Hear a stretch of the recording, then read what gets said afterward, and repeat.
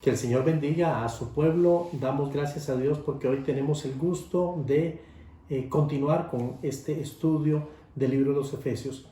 Creo que algunos están haciendo muy bien sus tareas, otros me han dicho que jueves tras jueves continúan conectados y tenemos el gozo también de poder disfrutar con los hermanos que están presencialmente. O sea, estamos disfrutando. Esta es una experiencia. Recuerden que el crecimiento espiritual no necesariamente se va a medir de una forma cuantitativa. A veces no es tanto lo que nosotros podemos decir o creer que hemos crecido, sino lo que está sucediendo realmente en nuestra calidad de vida. Aquí hay detalles que estamos confirmando. Yo doy muchas gracias a Dios por usted, porque está fielmente conectado. Vamos a orar, vamos a entregar este tiempo en las manos del Señor. Permítame hacerlo. Padre, gracias por la oportunidad de tener a tu pueblo. En esta ocasión continuamos con un libro que es bonito, una carta que es preciosa y también paulatinamente vamos creciendo. Hay muchos formatos, hay muchos esquemas, hay muchas fuentes que lo manejan de muchas maneras, pero Dios, el contenido no va a cambiar.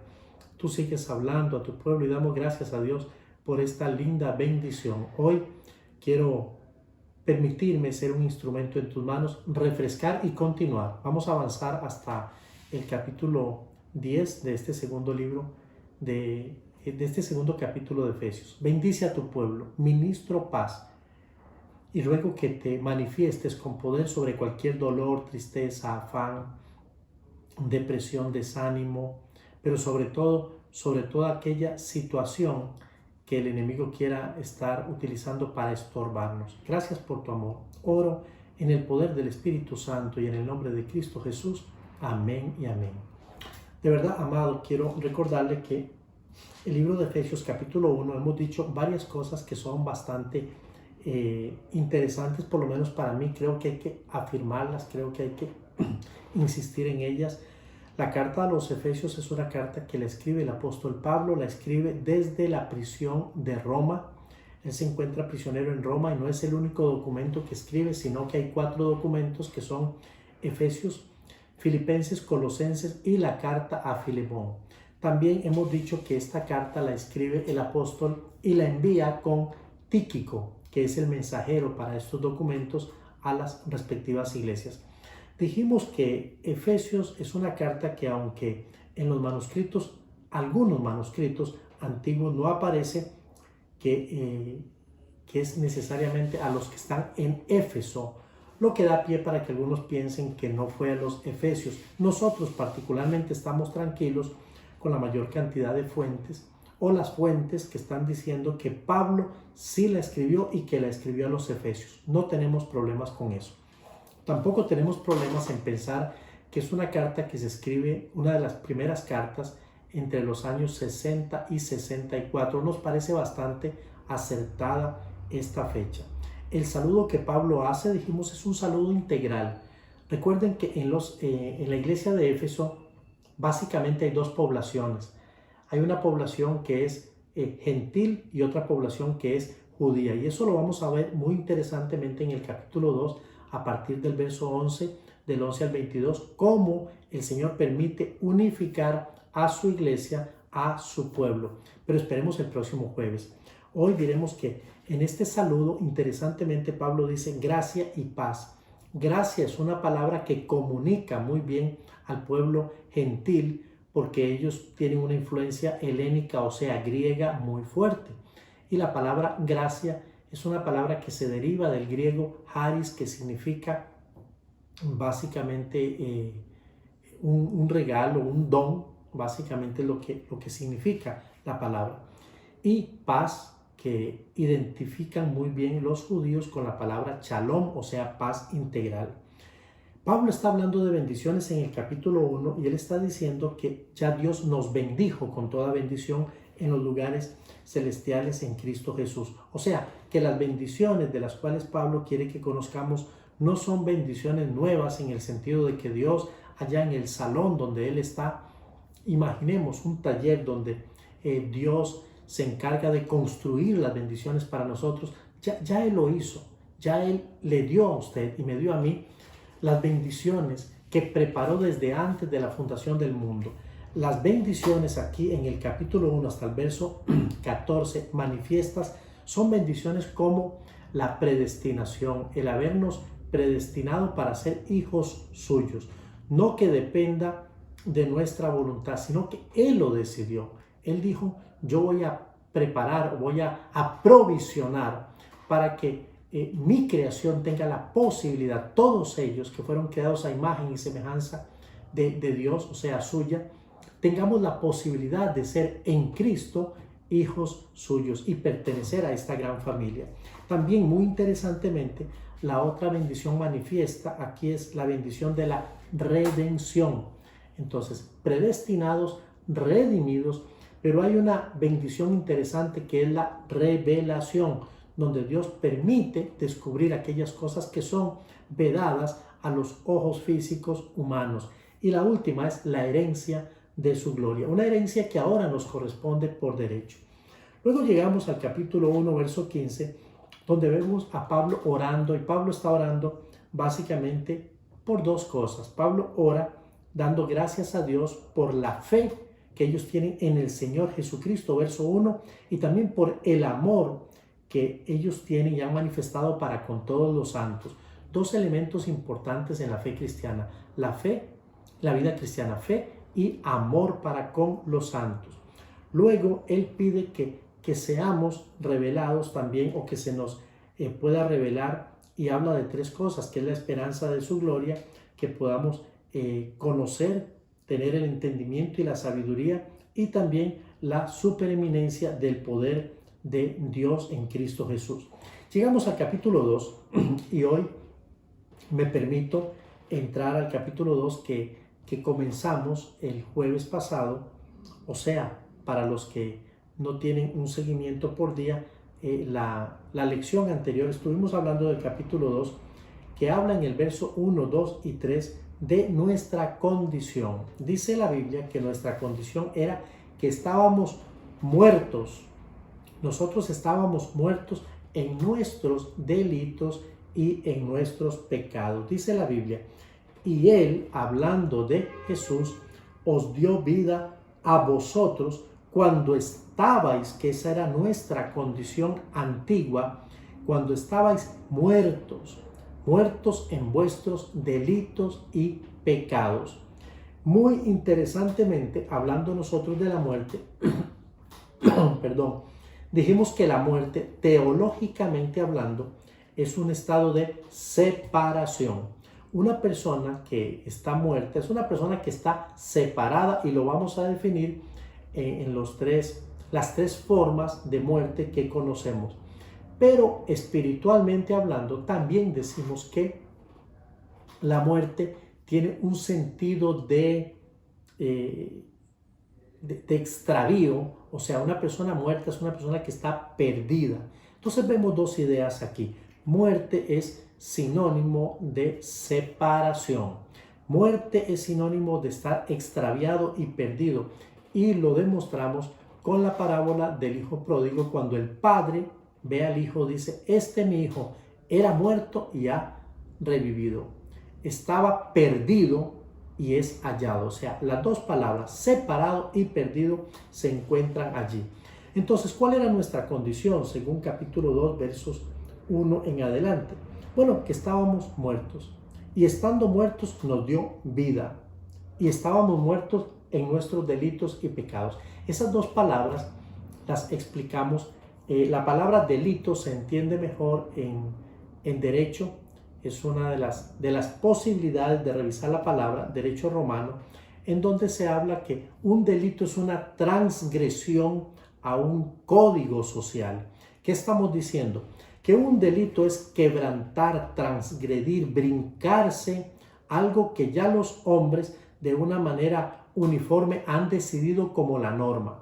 Entonces, si todos decidimos aquí, por ejemplo, que vamos a tomar café en la mañana, y esa es la norma, pero alguien viene y dice, no, yo voy a tomar un té, por ejemplo, y digamos que para hacerlo tiene que trastornar de alguna manera, usar el coffee maker o tomar agua de un lugar para hacer su té.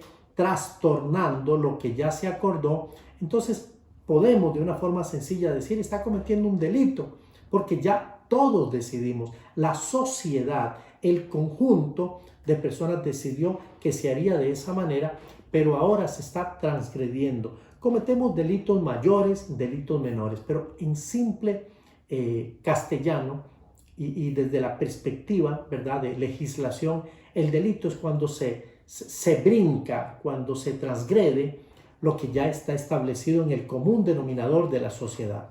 Pero cuando pensamos en pecado, entonces pecado es también transgredir, pero transgredir la ley establecida por Dios. O, dicho de otra manera, lo que Dios ha estipulado y nos ha dejado como la norma, lo correcto, que es sus estatutos, su palabra, sus mandamientos. Allí está implícita su voluntad. Cuando el hombre decide brincarse lo que ya está establecido, o sea, desobedecer, el hombre peca. Podemos decir que pecado es todo acto de desobediencia. Y algo que dijimos muy interesantemente es que la muerte es el salario de nuestra desobediencia. Entonces, la muerte termina siendo el fruto, termina siendo el producto de nuestra desobediencia.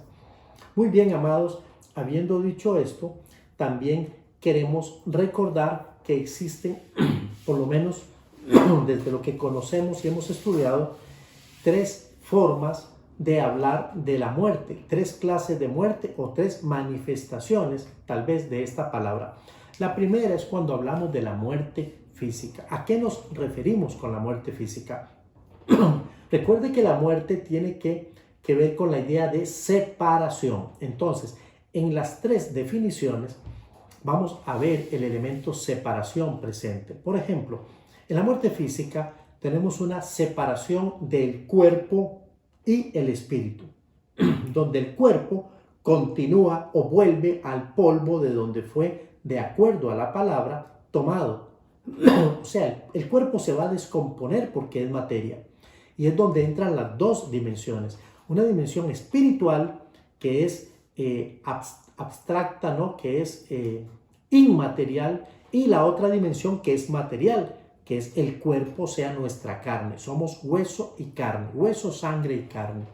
Esa parte va al polvo y la otra parte entonces puede ir a dos lugares, o puede ir al cielo para morar con nuestro Dios eternamente, o al infierno, ese lugar donde existe el lago de fuego y azufre. Son los dos destinos en esa separación.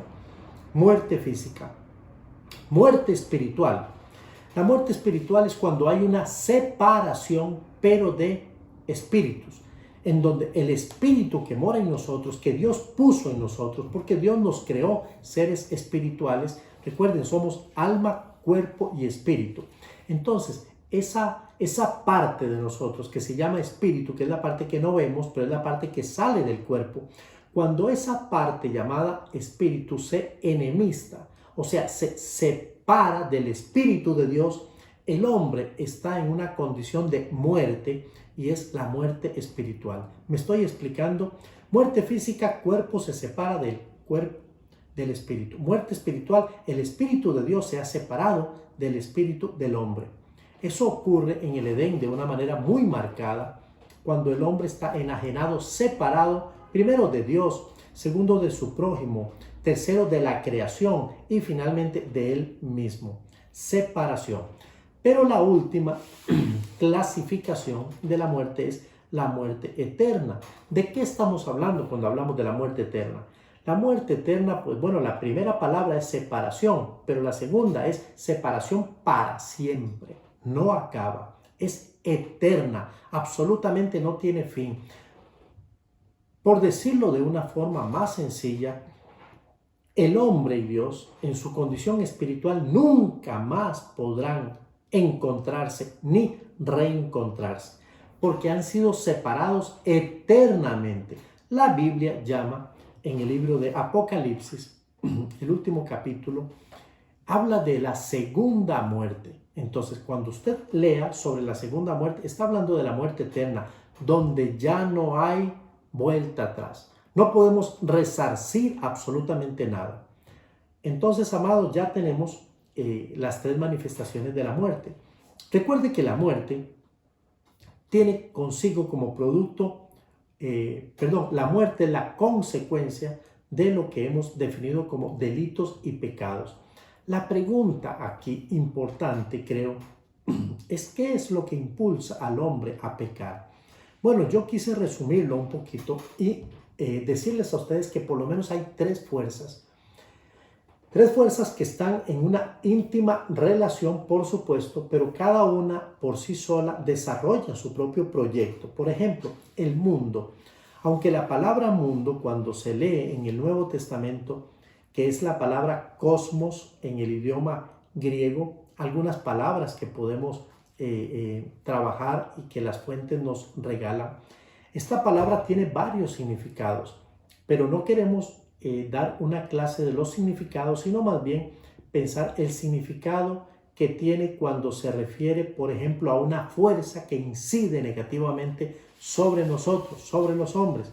Entonces, mundo significa todas aquellas corrientes, todos aquellos hábitos, todos aquellos vicios que pertenecen a nuestro planeta, que fueron entregados a Satanás y que de alguna manera inciden e influyen en cada uno de nosotros. ¿Cómo?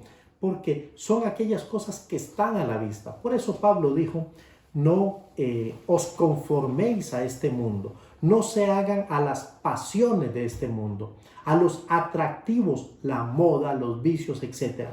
Entonces, el mundo como una corriente social, política, una corriente natural de nuestra sociedad y sus vicios es la primera fuerza que nos impulsa a pecar. La segunda es Satanás. No tengo que hablar mucho de Satanás, el diablo, el mentiroso, aquel que vino para hurtar, matar y destruir, dice Juan 10:10. Y la otra fuerza es nuestro yo, la carne, los deseos de la carne, aquello que ya está por naturaleza en mí, que heredé, que vino conmigo desde el Edén. Entonces las tres fuerzas son el mundo, Satanás y yo. O sea, usted tendría que decirlo desde su propia condición, ¿verdad? No es que yo sea su fuente o el que le impulsa a pecar, sino cada uno de nosotros puede decir el mundo, Satanás y yo, o sea, mi carne. Ya conocemos entonces que la muerte se puede manifestar en muerte física, muerte espiritual y muerte eterna. Ahora, la muerte es el producto del pecado, de nuestros delitos y de nuestros pecados, todo lo que hemos dicho que está en contra de la voluntad, de los mandamientos establecidos por Dios, de su carácter. Ahora queremos ver cómo en el capítulo 2, versículo 4, aparece un cambio. Este es un cambio trascendente. ¿Qué está pasando en este cambio? Este cambio está precedido por una preposición, o sea, lo anticipa una preposición. Quiero decirlo un poco más sencillo. Nosotros venimos leyendo el texto y llegamos al verso 3 y luego cuando llegamos al 4 hay una palabra que tiene que detenernos y lo voy a demostrar. Verso 3 del capítulo 2.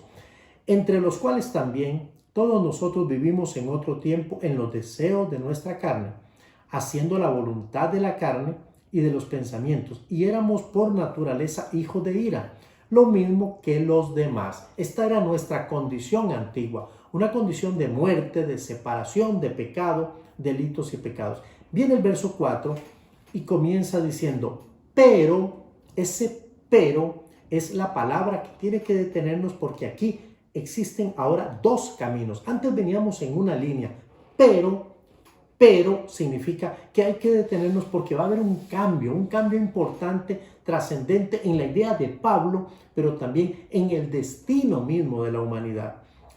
Pero Dios, qué bueno, pero Dios, todo lo que venimos diciendo es negativo, ustedes estaban muertos en sus delitos y pecados, o sea, nosotros estábamos podridos de alguna manera, estábamos desahuciados, no teníamos parte, estábamos mal.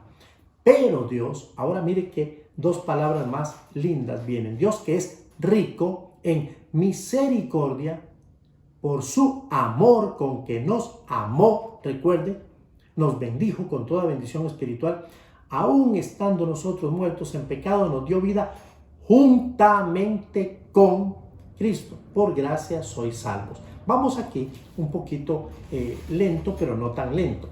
Por ejemplo, la pregunta que yo haría es, ¿qué fue lo que motivó a Dios a obrar en nuestra salvación? Porque luego dice que nos dio vida juntamente con Cristo. Por gracia sois salvos.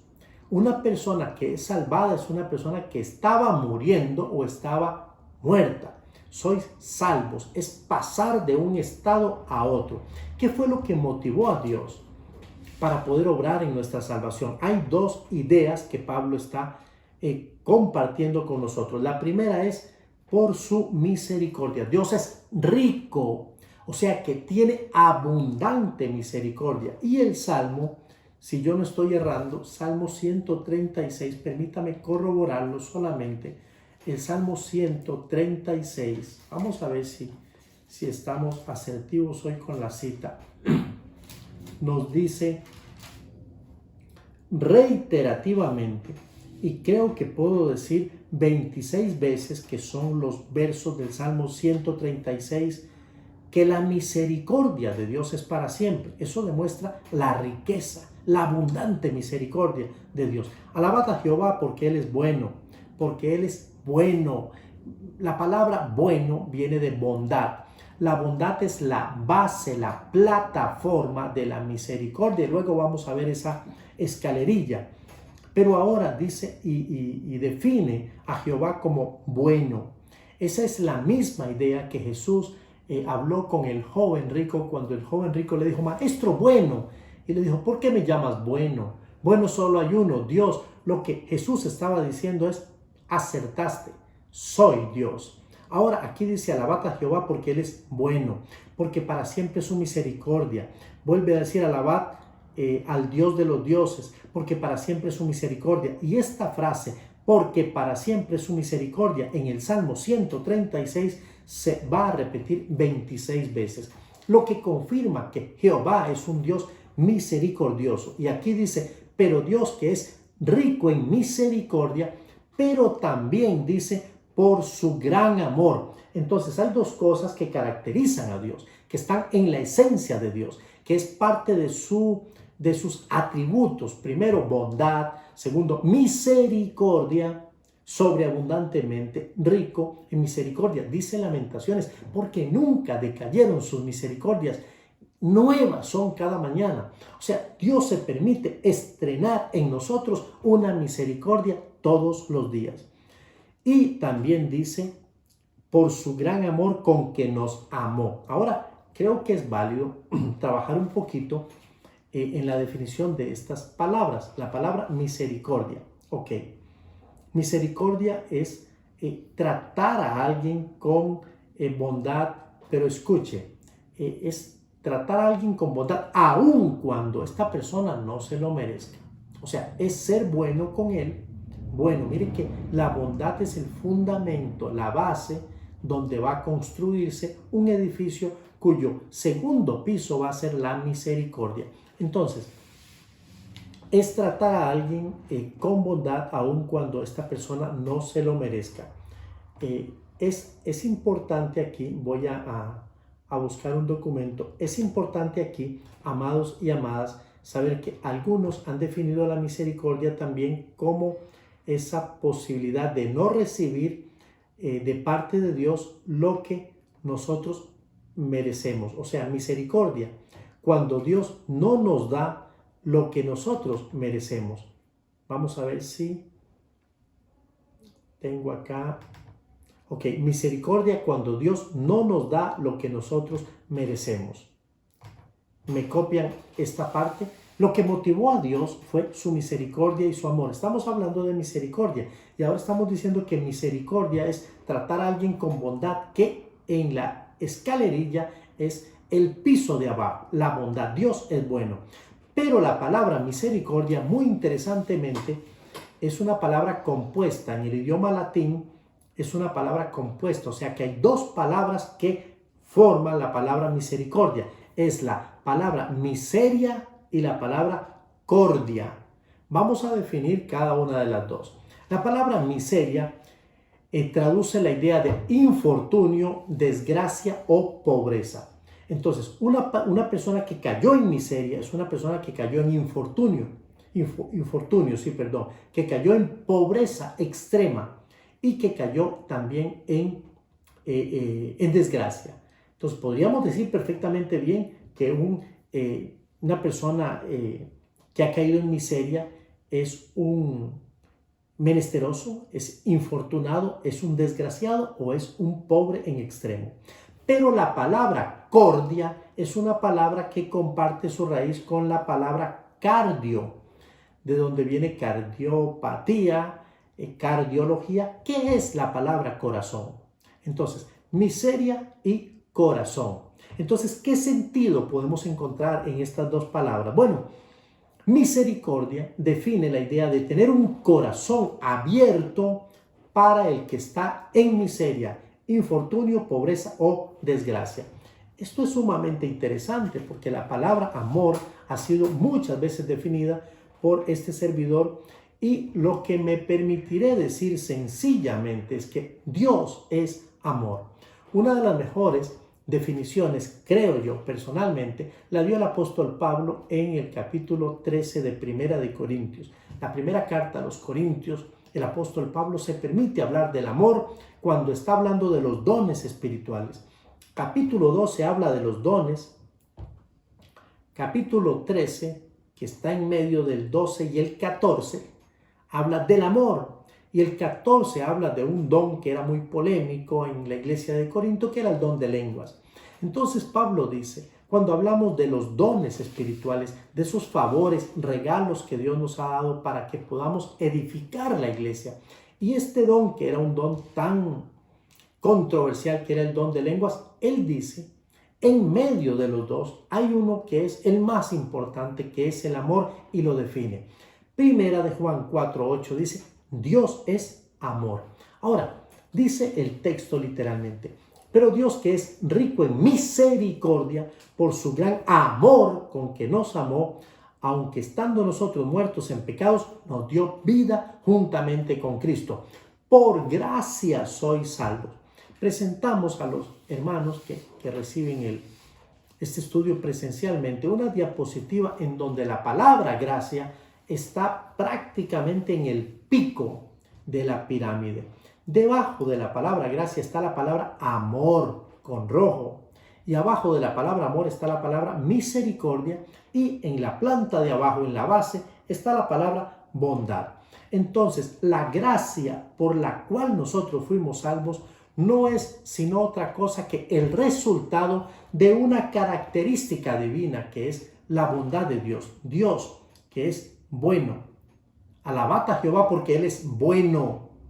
Para siempre es su misericordia. La misericordia es la expresión de la bondad de Dios. Pero la misericordia tiene un vehículo en el cual se mueve, que es el amor. Recuerda, misericordia, miseria y cordia. Es poner el corazón, abrir el corazón ante la necesidad, desgracia, infortunio o pobreza de aquel que ha caído en miseria. Es cuando Dios no nos da lo que merecemos. Lo hemos dicho muchas veces. Y sobre ese otro piso del amor, entonces viene la gracia. La gracia significa, desde el idioma original, un don, un regalo, pero un regalo que no merecemos. Esto es lo que marca la diferencia y lo hace sumamente interesante. Ahora, para que todo esto se diera, dice la Biblia o nos enseña que Jesús tuvo que darnos la posibilidad de acercarnos a Él. Vamos a ver si lo puedo leer mejor y uno la idea. Y juntamente, dice el versículo 6, termina, por gracia sois salvos. 6 dice, y juntamente con Él, ese con Él es al lado de Él, con Él nos resucitó. 1. Asimismo nos hizo sentarnos en los lugares celestiales. Perdón, omití uno de los elementos que quiero mostrar como unidos a Cristo. El verso 5 nos dio vida juntamente con Cristo. Entonces, ¿Qué nos dio? Nos dio vida. ¿Y cómo nos la dio? Nos la dio juntamente con Cristo. Entiendas, en Cristo. 2, dice, y juntamente con Él nos resucitó. Y en tercer lugar, nos sentó en los lugares celestiales. Hay 3 verbos interesantes allí. Primero, el verbo dar. Nos dio, ¿qué nos dio? Vida. Entonces, Dios es un Dios dador. Porque de tal manera amó Dios al mundo que ha dado. El verbo dar, ha dado a su Hijo unigénito. Dios es un Dios dador y cuando Dios da, da calidad. Por eso Él exige y demanda lo mejor, porque Él dio lo mejor. Luego nos resucitó. Para resucitar primero hay que morir. Y por eso nosotros creemos que según Gálatas 2:20 tiene que operarse en nosotros un funeral todos los días. Con Cristo estoy juntamente crucificado y ya no vivo yo, lo que significa que al ser crucificado voy a morir y al morir voy a resucitar. Es una experiencia cotidiana muy interesante para los que podemos profundizar en este tema. Y finalmente nos hizo sentar en los lugares celestiales. ¡Qué privilegio! Nos colocó en la mesa del Rey, sentarnos en los lugares celestiales con el Padre eterno. Este es un gran privilegio. Entonces miren ustedes desde dónde nos sacó. Desde la miseria, desde la desobediencia del pecado, delitos, desde la putrefacción y la hediondez en la que vivíamos, nos ha llevado a los lugares celestiales donde solamente hay santidad, pureza y excelencia. Ahora, cuando pensamos en lo que Cristo tuvo que hacer, no pensemos que esto fue casualidad. No, Cristo tuvo que participar para lograr nuestra salvación juntamente con el Padre. Había un plan concebido desde antes de la fundación del mundo. Recuerde, no es un plan A porque luego venía un plan B y un plan C por si el plan B no funcionaba. Dios tenía un plan y desde el principio su plan, sabiendo Él en su omnisciencia que el hombre desobedecería, se separaría de Él, Él había hecho provisión. Pero ¿cómo logra Jesús nuestra salvación? Bueno, a base de una palabra que se llama identificación.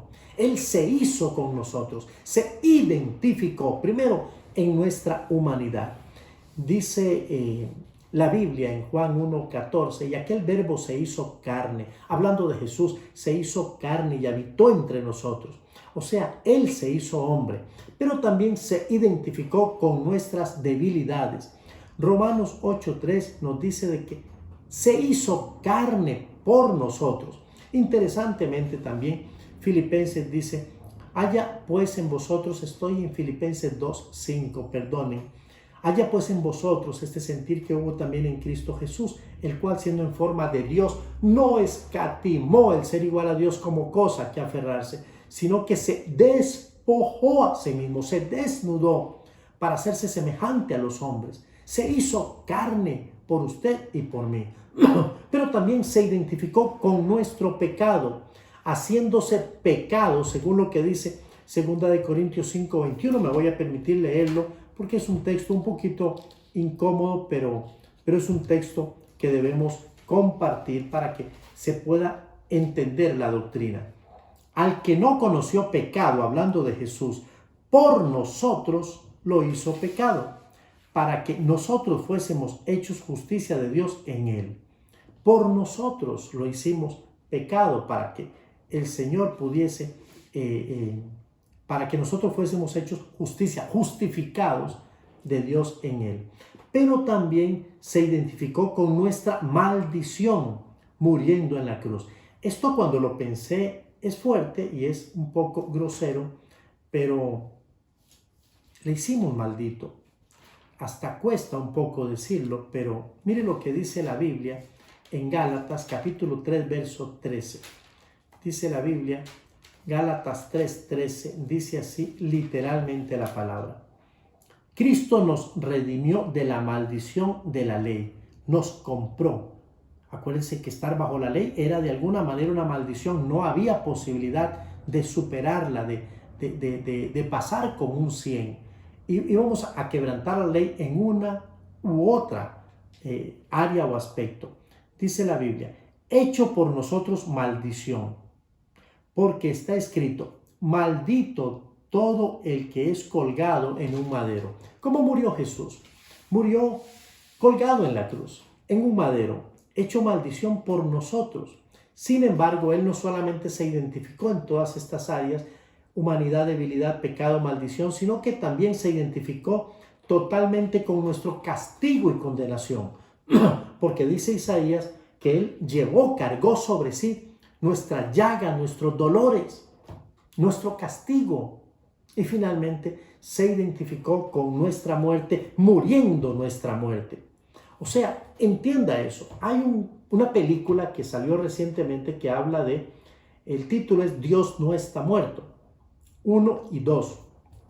Claro que Dios no está muerto.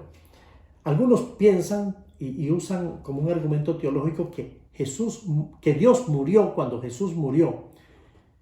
Es interesante que Dios nunca ha muerto. Dios siempre ha estado vivo. Pero Jesús experimentó en su condición humana la muerte. Él experimentó la muerte por usted y por mí. Ahora, cuando la Biblia nos muestra que eso fue lo que hizo Jesús y luego nos dice, y ahora ustedes estamos unidos con Cristo, nos dio vida juntamente con Cristo. O sea, tenemos en nuestra vida una relación, una conexión con Cristo. Pero también en nuestra resurrección estamos unidos con Cristo porque resucitamos también cuando Él vence en la cruz del Calvario.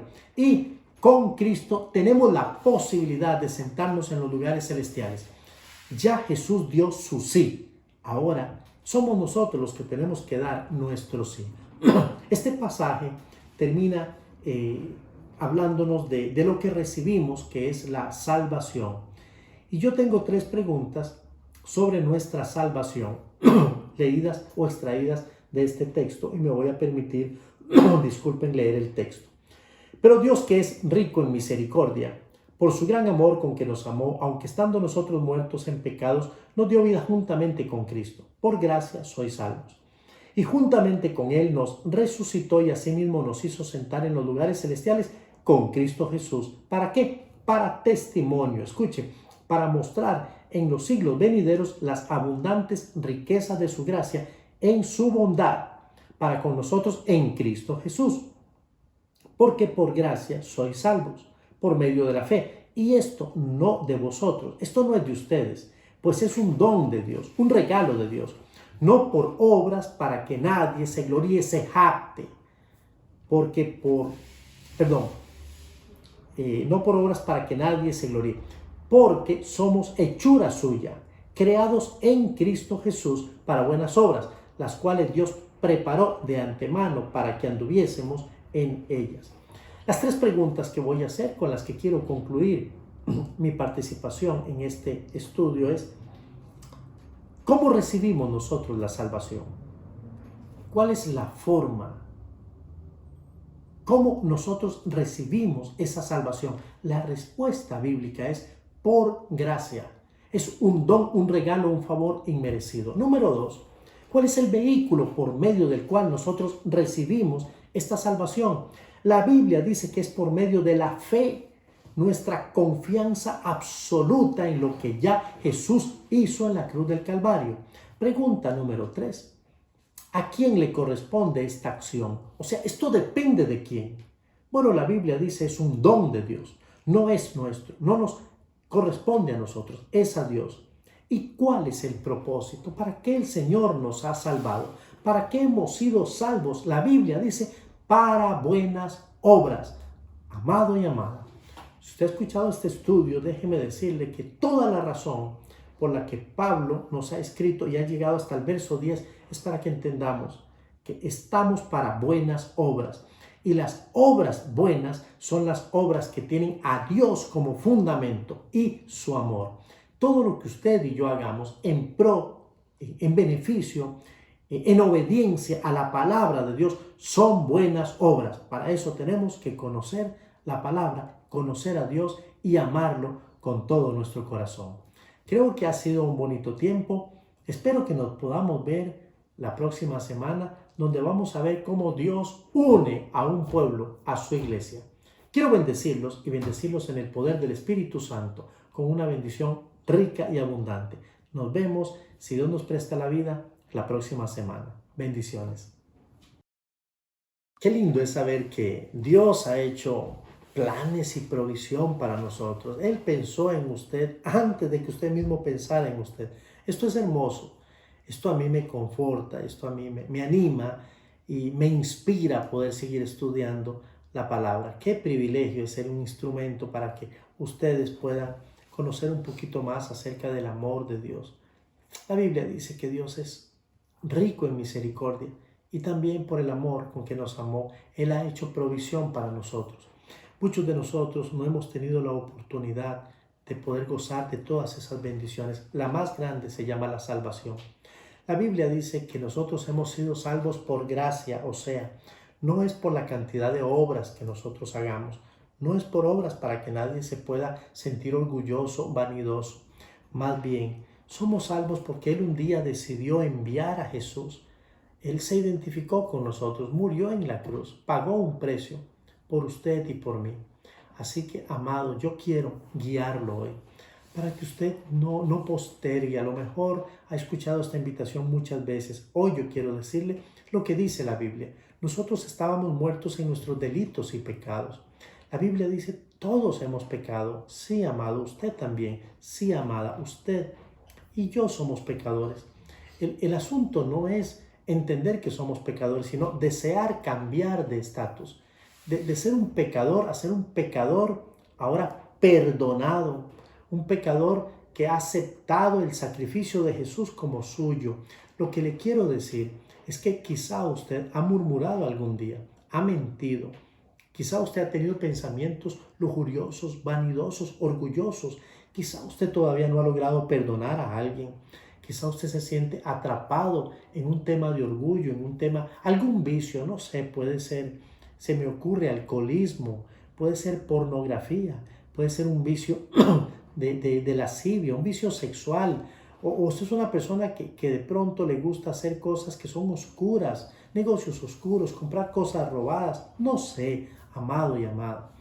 Estamos hablando de cosas que nos atrapan, estamos muertos en delitos y pecados, pero Él ha venido para darnos vida. Yo quiero animarle para que ore conmigo y usted le entregue su corazón a Jesús, le pida perdón por lo que ha hecho y le entregue su corazón a Jesús. Luego Él va a venir y va a tomar su corazón, lo va a abrazar y va a hacerle un hijo suyo. Y usted va a pasar una eternidad y a partir de este momento su vida experimentará cambios positivos, cambios buenos. Ore conmigo, por favor. Lo invito a orar, a repetir esta oración. Hágalo con sinceridad. Por favor, después de mí. Señor Jesús, estoy aquí porque reconozco que en mi vida hay pecados que me separan de ti, me llevan a la muerte espiritual. Y si no los atiendo hoy, me pueden llevar a una muerte eterna, a la muerte segunda.